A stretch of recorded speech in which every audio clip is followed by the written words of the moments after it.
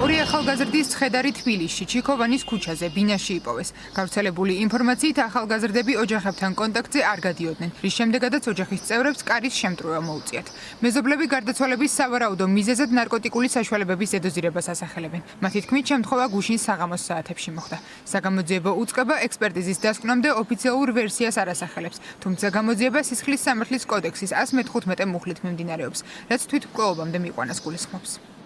ზევიანასის არ ვიცი რომ გასკლავს 12 საათზე მოსულან მოიძიეს ეს ბიჭი. ის როგორ ეთქობა აქ ცხოვრობს ამ კორპუსში? რამე ხო არ იცით, აი ამბობენ არაფორმალურად რომ შეიძლება ნარკოტიკი ყოფილიყო მიზეზი. რაღაც არაფორმალურად ნარკოტიკზე ვრცელდება. ხო, რაღაცა გავსი. ისე რამდენი ხანია მოხდა, ხო არ იცი, იმიტომ რომ დღეს ორი დღეზე ხო. პოლიცია ხო არ დაგინახავს? აქ არ ცხოვრობ, ეს გავიგებთ.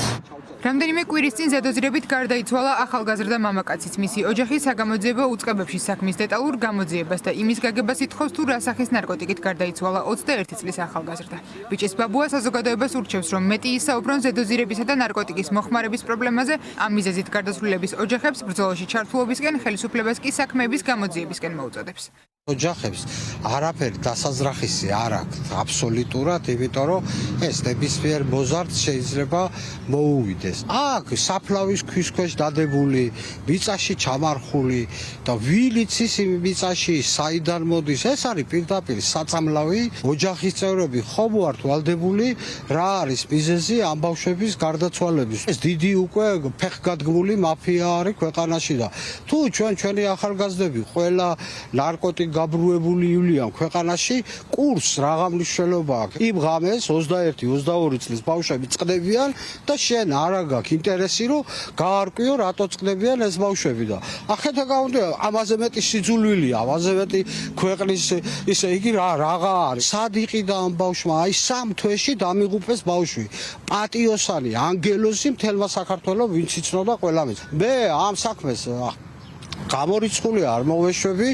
ექსპერტები საქართველოში არსებულ მდგომარეობას კრიტიკულად აფასებენ და ამბობენ, რომ ნარკოპოლიტიკა ქვეყანაში არ არსებობს. იმის მიუხედავად, რომ შინაგან საქმეთა სამინისტრო ნარკოგამსახურებას პერიოდულად აკავებს, ექსპერტების შეფასებით მდგომარეობა არ უმჯობესდება. განსაკუთრებით ხშირია კუსტარულად დამზადებული ნარკოტიკების რეალიზებაც, რომელიც შავ ბაზარზე იყიდება. ესეთი რაოდენობა ნარკოტიკის საქართველოში არასოდეს არ ყოფილა. მე არ 35 წელი ამ დარგში ვარ და მე არ მახსოვს 90-იან წლებშიც კი ესეთი რაოდენობა ნარკოტიკის არ იყო. სტატისტიკა ოფიციალური არსებობს. უბრალოდ ჩვენ არ ვიცით ეს სტატისტიკა, იმიტომ რომ სტატისტიკის გამოცხადება ნიშნავს მათ კრახს. ნარკოტიკი, რომელიც არის შავ ბაზარზე, არის კუსტარულად დამზადებული, არის ძალიან ტოქსიური, მათ აქვს მძიმე შენარევები. ნარკოპოლიტიკა ამ ქვეყანაში არ არსებობს. უბრალოდ არის მხოლოდ რეპრესია, არის მხოლოდ დაჭერა და ისიც არ ვიცით, ვინც დაიჭერენ, მერე რა ხდება და ეს ახლა მე არ გამიგია, რომ 1885 კაცი დავიჭირეთო. ასე იგი 1885 უვადო პატიმარი უნდა გყავდეს და გყავს 1885 უვადო პატიმარი. არ გყავს.